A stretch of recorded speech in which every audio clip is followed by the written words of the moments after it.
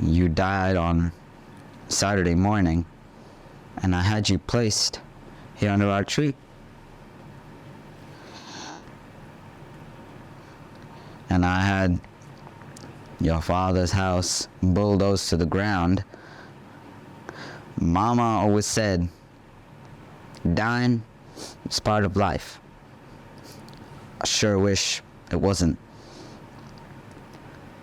Little Forrest, doing just fine. About to start school again soon. Make his breakfast, brush his teeth, comb his hair. And every night, read a book. He's so smart, Jenny. You'd be really proud of him. I am. He wrote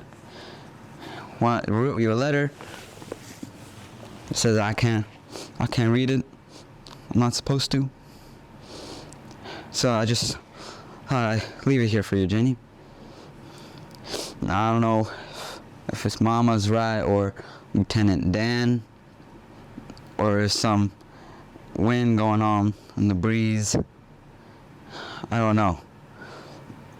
Or maybe it's both. I miss you, Jenny. And if there's anything you need, I want you to remember, I won't be far away.